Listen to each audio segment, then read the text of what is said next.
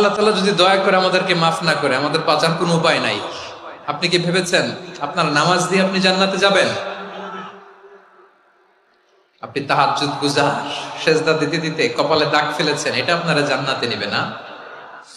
আপনি এলাকার সবচেয়ে বড় হাতেম তাই দানশীল, এই দানের ভরসায় বসে আছেন, কশিন কালো না।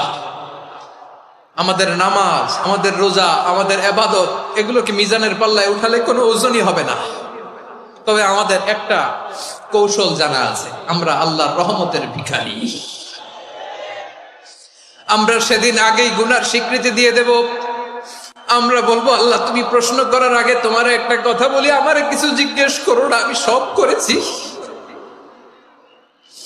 এমন কোন পাপ নাই যে পাপ আমারে দিয়ে হয় নাই। তোমার রহমত দিয়ে তুমি জান্নাতে পাঠাবা, তোমার দয়ায় জান্নাতে যেতে চাই, আমল দিয়ে না। পারবেন বলতে? কিয়ামতের দিন আমরা বলবো, আল্লাহ আমার আমল দিয়ে জান্নাত চাই না, আমি তোমার দয়া দিয়ে জান্নাত চাই। তোমার দয়া ছাড়া আমার কোনো উপায় নাই।